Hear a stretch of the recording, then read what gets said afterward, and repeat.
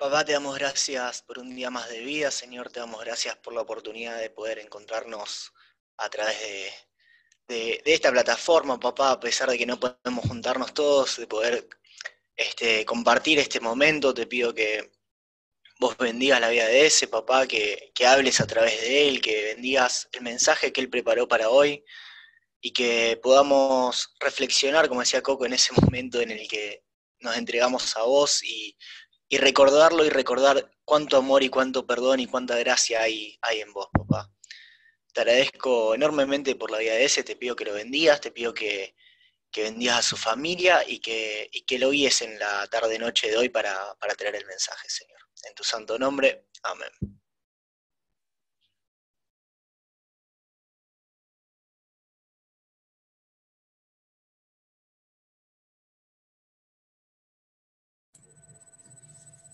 Bueno, ¿cómo les va?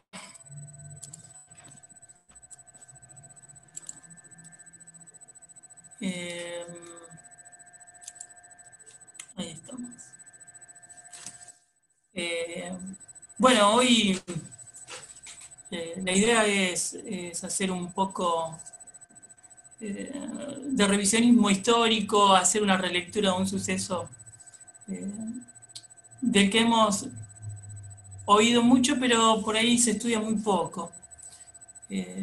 Pero bueno, para empezar, no sé por qué se me puso la pantalla negra, no veo a nadie. ¿Se está escuchando? ¿Me quedé sin señal? Sí, Sí, sí, Se escucha, se se te ve escucha, también. se escucha, se escucha. Se te puede pasar que se Muy te bien, ponga en negra porque tenés poco internet o tenés poco ancho de banda y se te apagan todas perfecto. las cámaras. No hay problema, entonces. Sí, ahí apareció alguno. Bien. Bueno, se vino hablando desde que empezó la cuarentena, de una nueva normalidad, ¿verdad? Que estamos a las puertas de una nueva normalidad, o al menos eso es lo que nos están diciendo. La pregunta es por qué se habla de una nueva normalidad. Eh, Cuando uno lo piensa, toda nuestra normalidad está en crisis desde hace tiempo. La pandemia lo único que hizo fue exponer la carencia y la precariedad de un entramado social eh, donde hay luchas de poder, intereses económicos. eh, ha salido a flor de piel el individualismo, el egoísmo en el que estamos sumergidos, incluso en nuestras iglesias, bueno, profesamos una misma fe, creemos en un mismo Dios, nos encontramos con tantas diferencias en nuestras intenciones, incluso en nuestras expectativas, hasta de este mismo tiempo y de esta pandemia.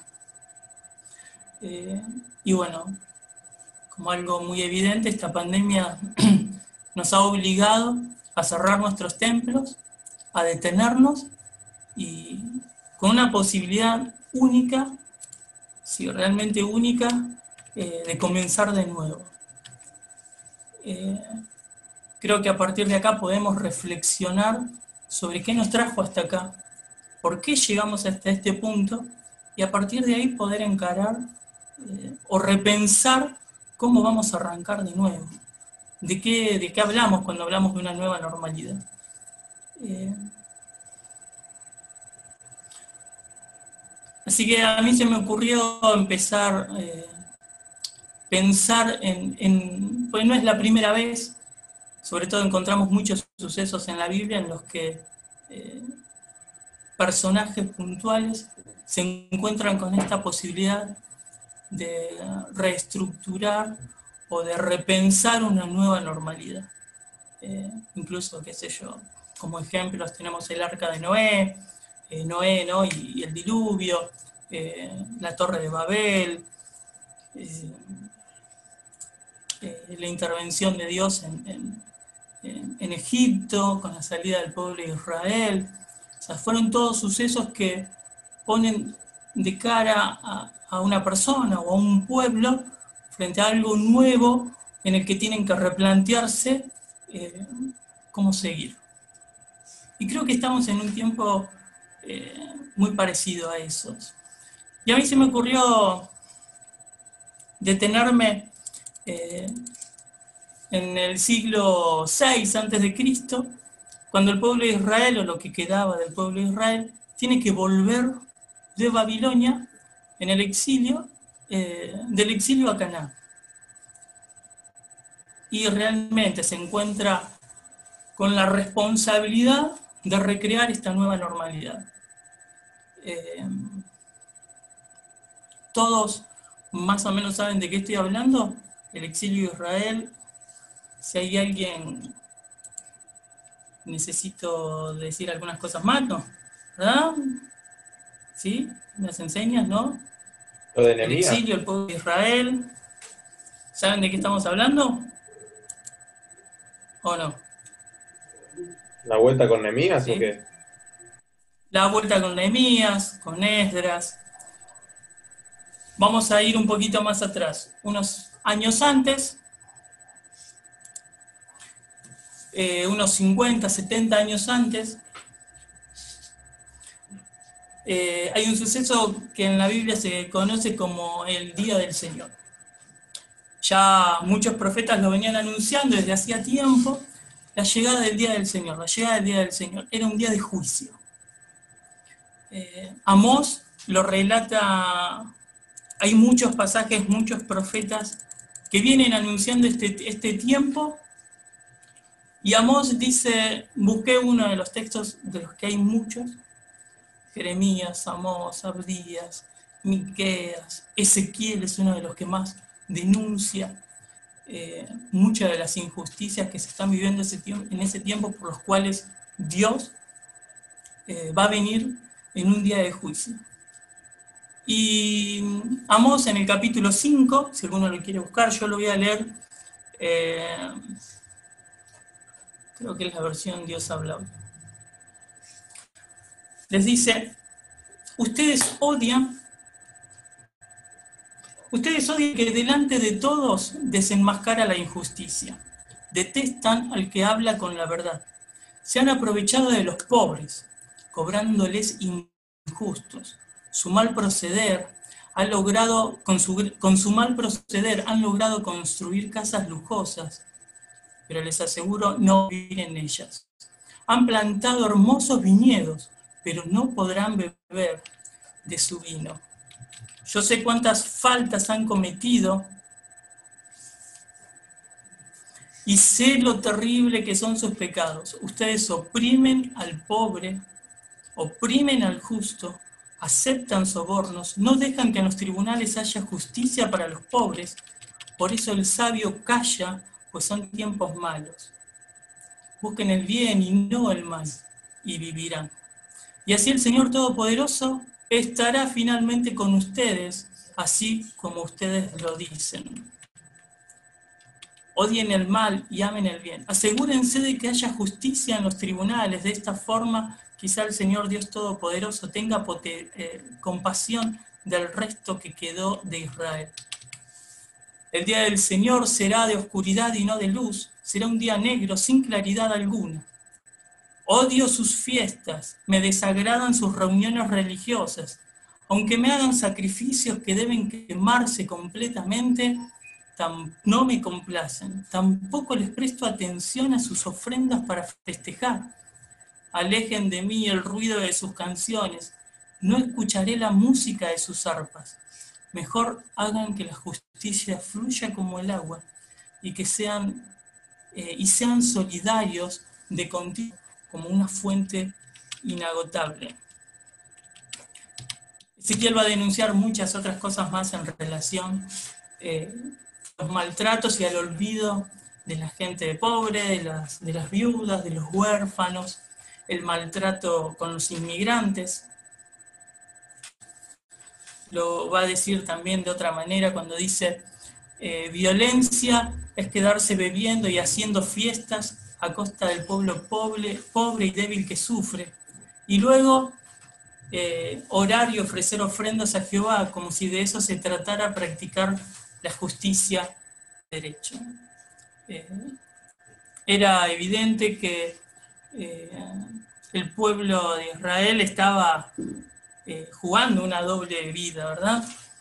Por un lado, tenían un montón de injusticias sociales, vivían muchas injusticias sociales, ejecutaban muchas injusticias sociales, y por otro lado intentaban tapar ese tipo de cosas a través de las ofrendas, a través de las donaciones, ¿no? de los sacrificios. Y por cosas como estas y muchas más,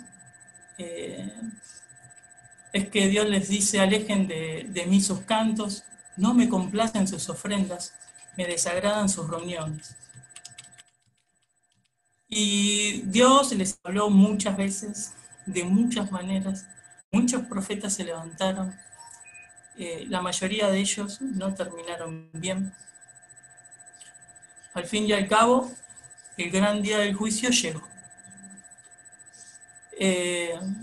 Ahora lo que yo les pregunto, y me gustaría que por ahí puedan responder, es: el juicio de Jehová, ese gran día del Señor que llegó sobre Israel, ¿fue para todos igual? ¿Sufrieron todos en Israel el mismo castigo? ¿Qué opinan?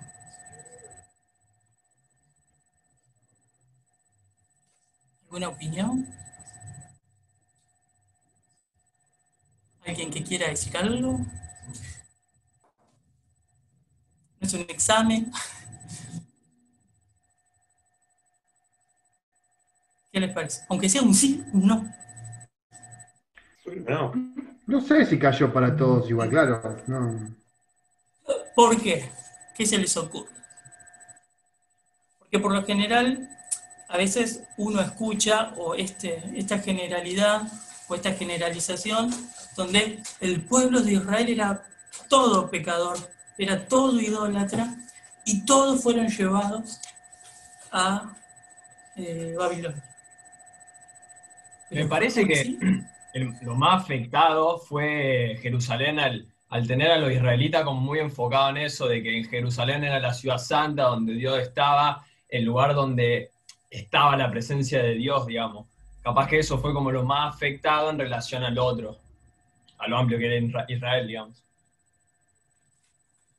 Bien, incluso cuando uno piensa en este texto que leímos recién, o sea, hay alguien que ejerce la violencia y hay alguien que es violentado. O sea, sería muy injusto que frente a un acto de justicia se termine castigando a ambos, ¿verdad? Totalmente. Che, ¿cuál es el versículo que usaste? Perdón. Vamos, 4. capítulo 3, versículo 11 al 20 y pico. Amós. Perdón. Para, ya te digo. Amós capítulo Por 5. acá 3. Amós capítulo 5, del 10 al 24. Sí, literalmente la situación en todo Israel era muy triste. Si alguno quiere preguntar, por favor, se abre el micrófono y pregunta sobre cualquier cosa duda, no sé, apreciación que quiera hacer, no hay problema.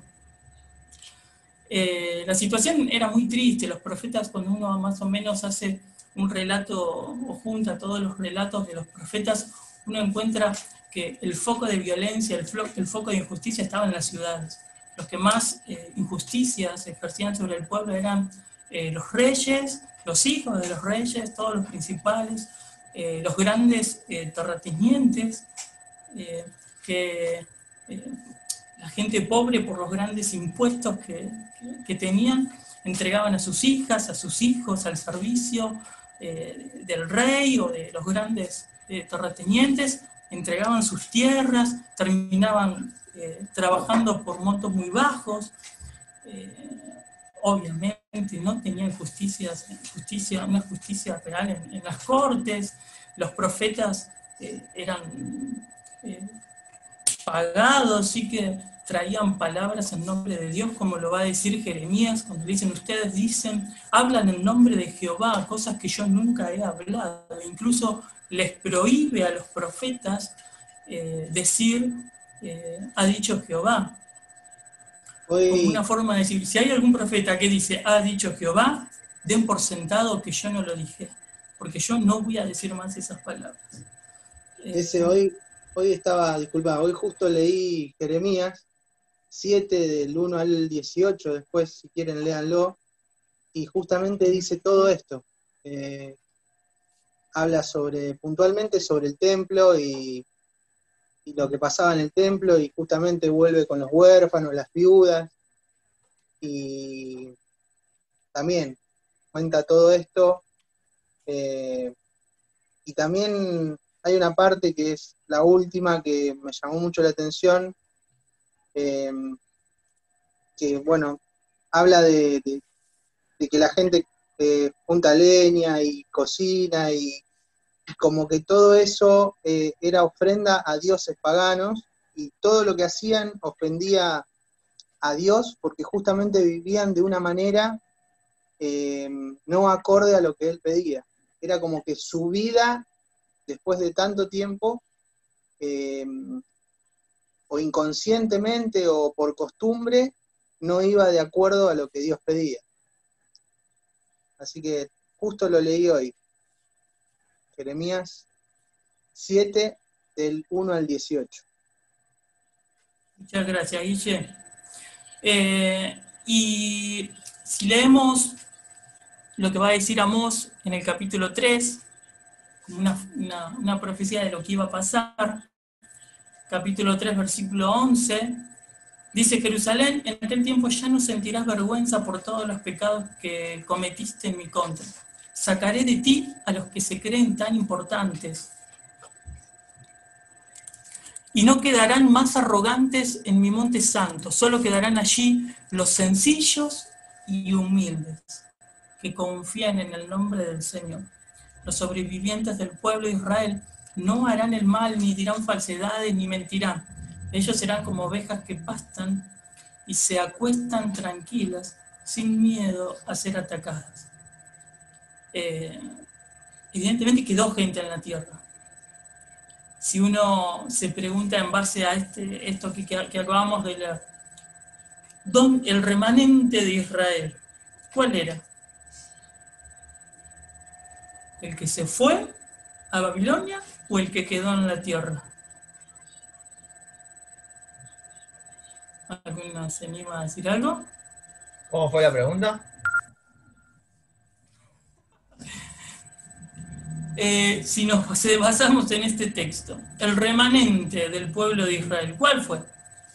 ¿El que se quedó en la tierra o el que fue deportado a Babilonia? El versículo 12 dice: solo quedarán allí los sencillos y humildes que confían en el nombre del Señor. Los sobrevivientes del pueblo de Israel no harán el mal, ni dirán falsedades, ni mentiras. Ellos serán como ovejas que pastan y se acuestan tranquilas, sin miedo a ser atacadas. Claro, los que quedaron son el remanente, digamos. Según este texto, el remanente del pueblo de Israel es el pueblo que quedó. ¿Y con Daniel? En fin, cuando uno se centra en estos textos y en las profecías y en las palabras de los profetas, uno puede deducir que el día del Señor, si bien fue de ira, de luto, de tinieblas, para todos los opresores del pueblo pobre, también fue un día de júbilo y de alegría para aquellos pequeños que finalmente fueron libres. En un mismo día, el pueblo pobre y débil quedó en la tierra, y los oprimidos de la tierra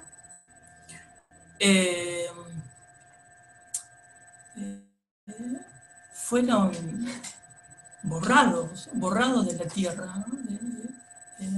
de Canaán.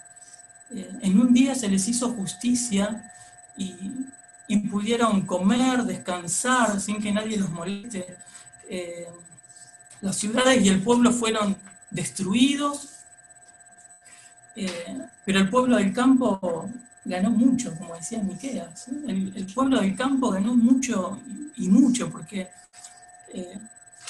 los que habían tenido tierras las recuperaron, dejaron de pagar tributos a sus señores, a sus amos, recuperaron a sus hijos, todos los que estaban sirviendo en el palacio, los que servían a los grandes señores en los grandes palacios que tenían los ricos en las ciudades, quedaron libres. Los que recuperaron sus tierras bien, y después encontró gente que había tierras por todos lados y recibieron tierras, viñas, campos, que es lo que profetiza Jeremías.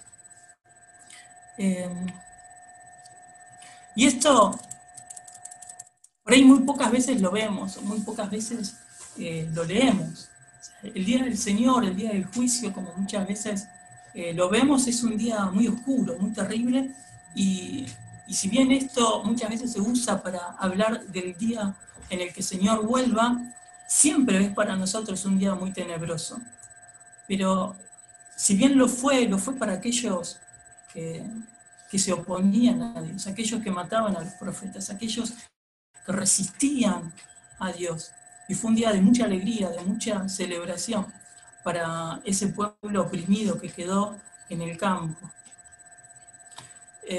Lo que termina ocurriendo es que, como arrancamos, después de 70 años, estos opresores que fueron exiliados volvieron a la tierra con la ayuda del rey Ciro. Y ellos se autodenominaron los hijos del cautiverio. Y dado que habían pasado por el fuego purificador del exilio y que habían sido los sobrevivientes de la penitencia, se consideraban a sí mismos el verdadero Israel. Por lo tanto, con todos los derechos para recomenzar y reconstruir esta nueva normalidad. Llegan a la tierra y ¿qué pasó? Estaba ocupada, había gente.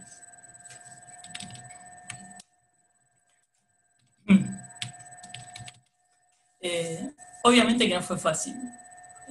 Este periodo fue de mucha fricción entre el pueblo que estaba y el pueblo que volvía, con una Jerusalén totalmente destruida, sin templo, sin un centro que pudiera gobernar, dirigir. Samaria repunta y toma mucha preponderancia en la zona y llega a ser la capital, donde empieza a nuclear absolutamente todo. Cuando esta gente llega, se encuentra con esta situación, y obviamente era necesario desprestigiar a Samaria, desprestigiar a la gente que estaba ahí, porque necesitaban reconstruir a Israel, necesitaban reconstruir el templo. En este periodo es donde donde aparecen Esdras y Nehemías, que si bien no están juntos, tienen una gran coincidencia en su propuesta de reedificar o de restaurar la nación de Israel.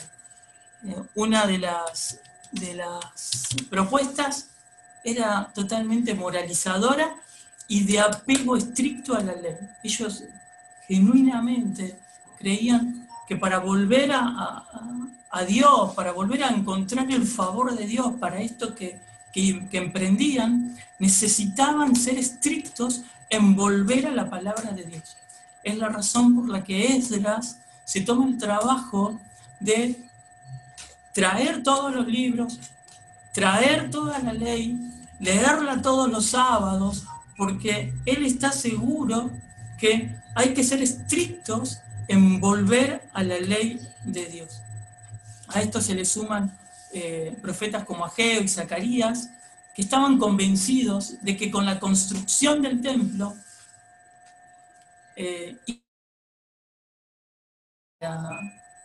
para empezar a atraer la mirada de Dios.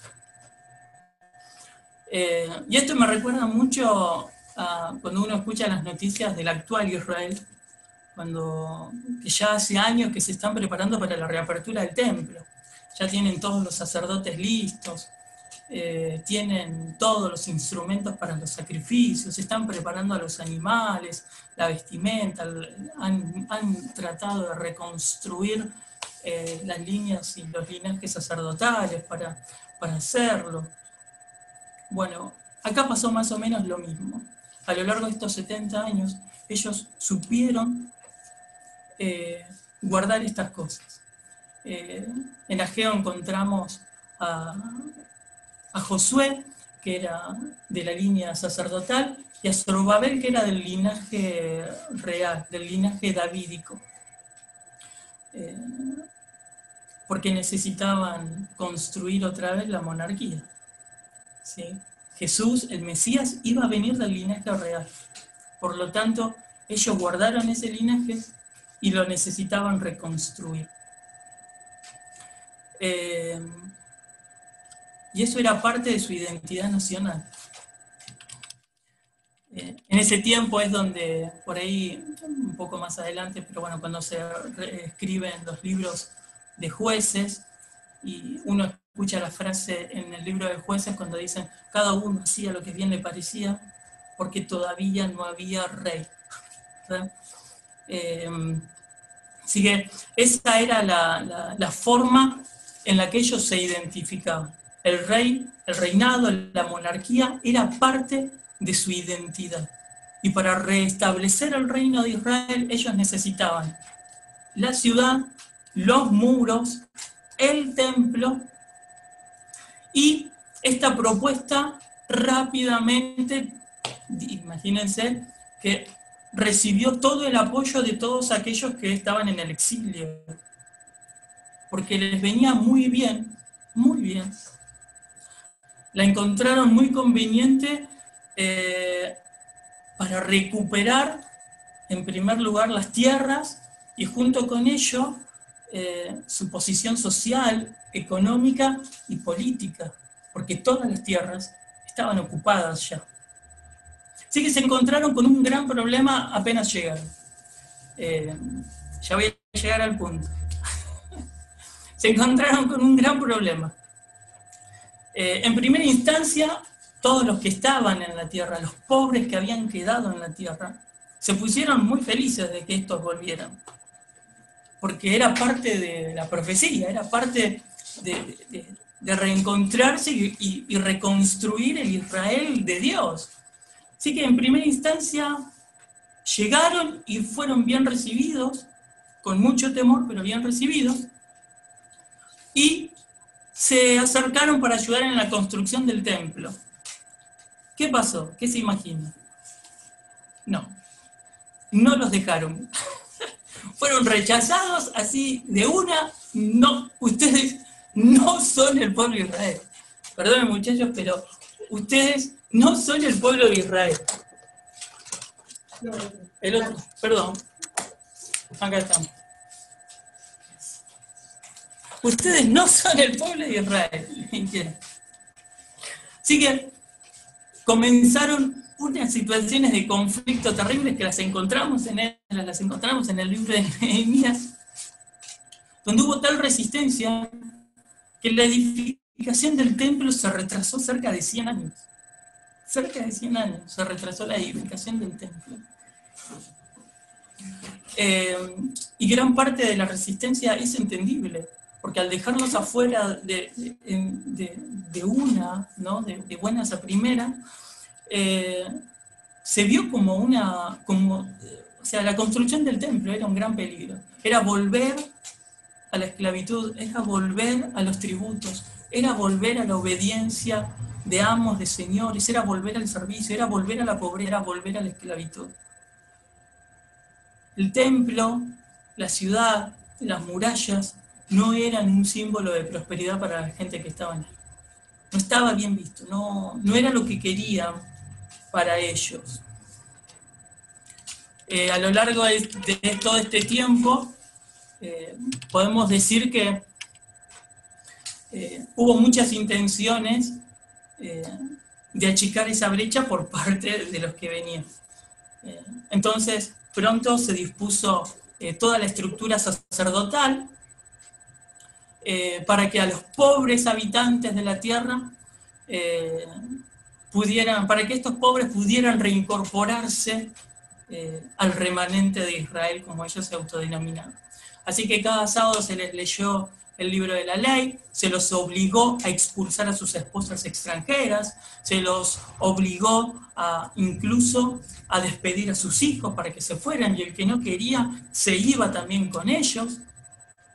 Finalmente sacaron unas grandes listas genealógicas que ellos tenían, ellos habían reformulado, no sé, armado.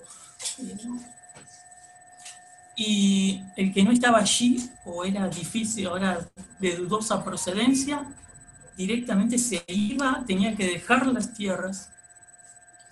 Y ahí fue cuando empezó esta gran división. Los pobres e impuros los terminaron empujando para Samaria, sin posibilidad alguna de ser parte del pueblo de Dios, sin posibilidad de ser parte de este Israel que resurgía, siendo su propio Dios, los termina abandonando. Quedan afuera de este proyecto divino, sin posibilidad alguna de redención. Así que a partir de este punto, por un lado quedan los judíos puros y los samaritanos impuros. Y es de acá que empiezan a llevarse mal, como va a decir después el Nuevo Testamento. No se llevan bien ni se hablan. Es un gran problema que muchas veces nos lo enseñaron como religioso, espiritual, pero acá hay una gran disputa de intereses de todo tipo, cuando uno lo ve. Pasan los años y finalmente quiero aclarar que cuando uno lee Jeremías, el profeta que escribe los últimos capítulos de Jeremías, en muchos textos podemos encontrar que él se encuentra disgustado con lo que se está planteando por parte de Esdras y Nehemías, Ageo y toda esta movida. Este profeta plantea que de alguna manera hay que repensar la integración del pueblo que estaba con el pueblo que está viniendo. Incluso es Jeremías, este texto tan conocido que dice no hay quien te construya un templo, la tierra es estrado de tus pies. Dice, no necesito un templo. ¿Quién puede construirle un templo a Dios? Es en este contexto en el que Jeremías lo escribe. Y así se oponen a este tipo de cosas. Finalmente, el templo se reconstruye, se levanta el muro, algo que debía ser de motivo de fiesta, de alegría. No terminan con todo su proyecto porque el sacerdocio se termina perdiendo con otras conquistas, sacan al sacerdocio real, empiezan a poner sacerdotes a dedo, la línea davídica se pierde porque expulsan a todos los que son descendencia de David y terminan en Nazaret, que es donde después va a terminar Jesús. O sea que este proyecto termina muy truncado. Y finalmente termina con Malaquías, con Dios diciendo a través del profeta Malaquías, no muchos años después, no poquitos años después que se termina de construir el templo. Si lo quieren buscar en Malaquías 1, capítulo 10, dice, ojalá alguno de ustedes cerrara las puertas del templo para que no volvieran a encender en vano el fuego de mi altar. Porque no estoy contento con ustedes, ni voy a seguir aceptando sus ofrendas.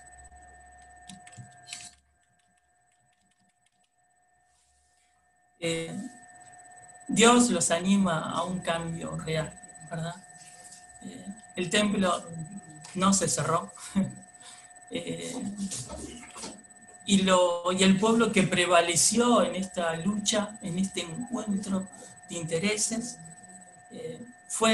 terminó siendo el que resistió siempre a todos los profetas, incluso los mató, el que no hizo caso a la voz de Dios, el que terminó exiliado, y el que vuelve, y el que unos años más tarde va a terminar resistiendo al mismo Jesús, matándolo en una cruz.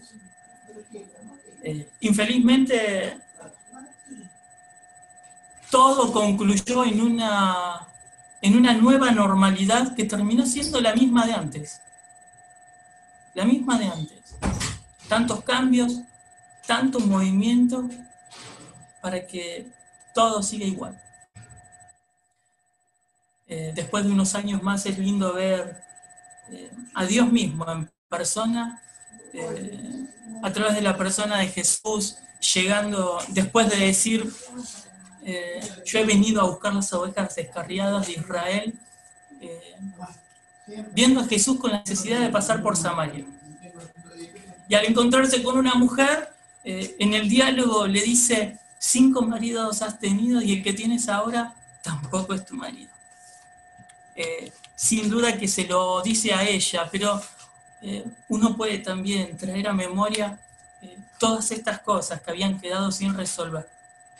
Cosas antiguas que necesitaban un cierre. En el rostro de esta mujer podemos identificar el rostro de un pueblo sufriente que había sido expulsado de sus casas, que había sido expropiado de su tierra, sin derechos, sin ningún tipo de reconocimiento, vagando en busca de este amor verdadero. En esta mujer podemos identificar la emoción, el sentimiento de todo un pueblo sufriente por un Dios que no le había hecho justicia. Luego le dice, no es ni acá ni allá, le dice Jesús, sino que los verdaderos adoradores adorarán al Padre en espíritu y en verdad. En esta sola frase, Jesús reabre las puertas para los samaritanos, para que vuelvan a casa.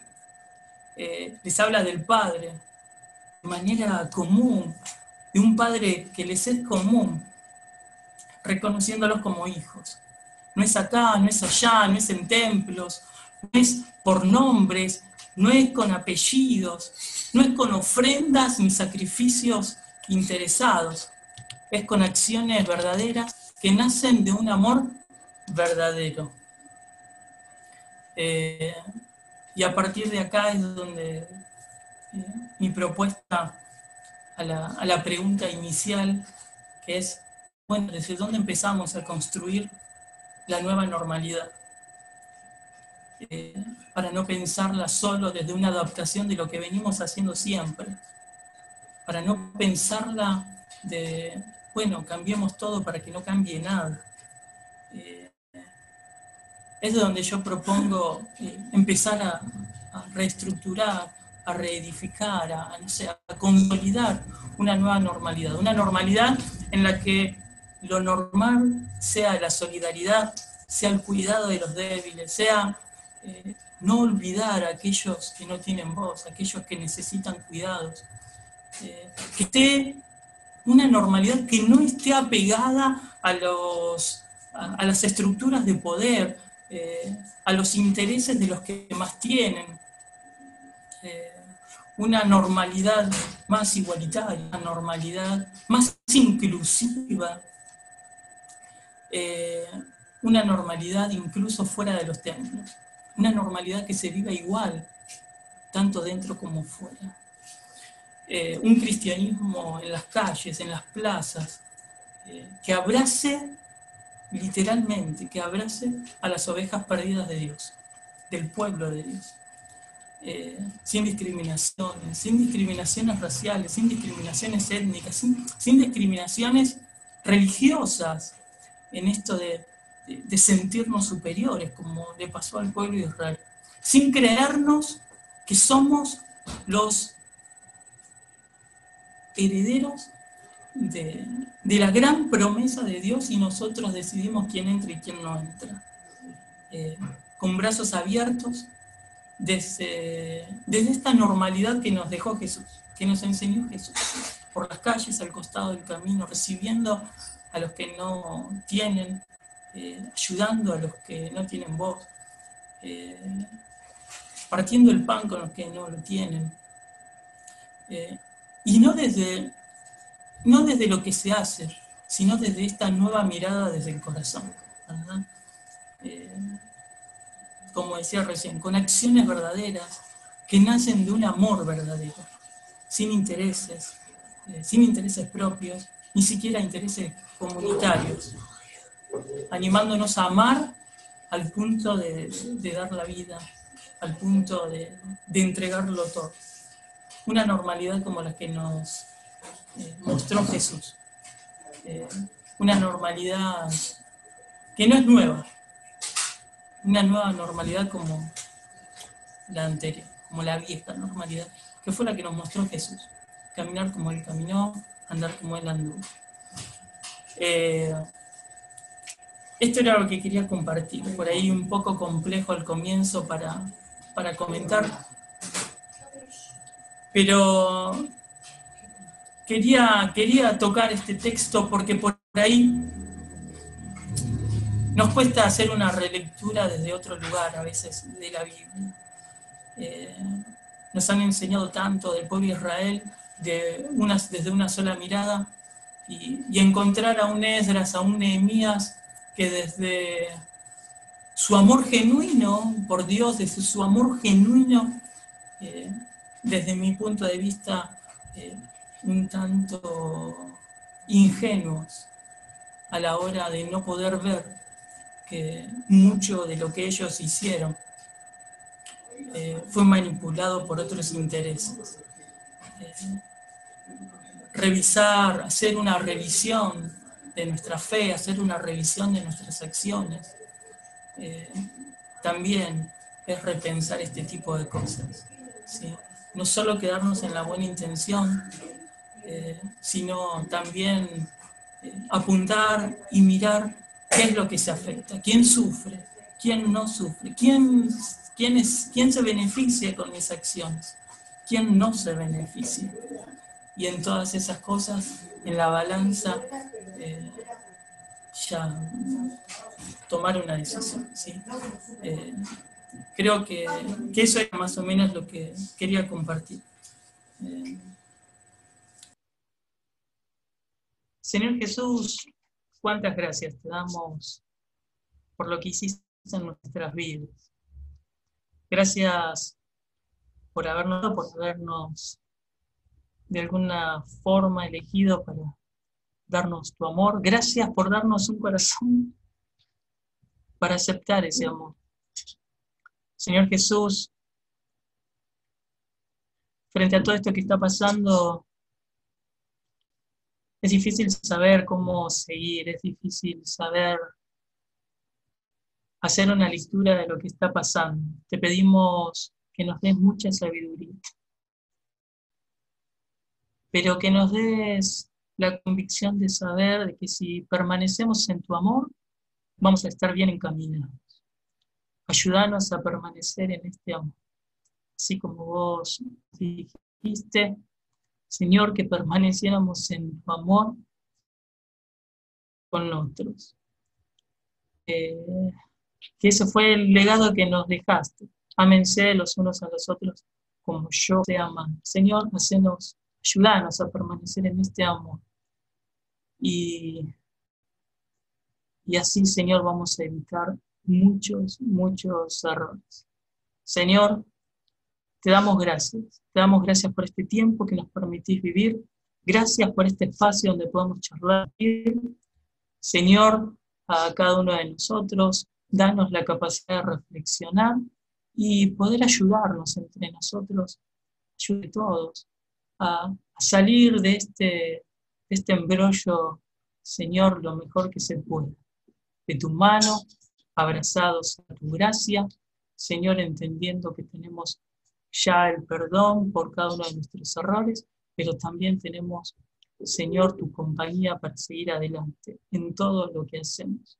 Jesús, queremos ser instrumentos tuyos para alcanzar a otros, para mostrar tu amor y sobre todo, Jesús, para hablar bien de vos. A los creyentes, a los primeros creyentes se los reconocía por el amor con el que se amaban. Jesús, que sea una característica en medio nuestro, Señor, para comenzar este nuevo tiempo. El amor, la paciencia, la compasión, Jesús, y sobre todo, Señor, la fidelidad a vos, el amor a vos y nuestro compromiso con vos, en agradecimiento por lo que vos hiciste con nosotros. Te amamos, Jesús, y nos ponemos en tus manos para que vos guíes cada uno de nuestros pasos de aquí en adelante. Gracias, te amamos. Amén.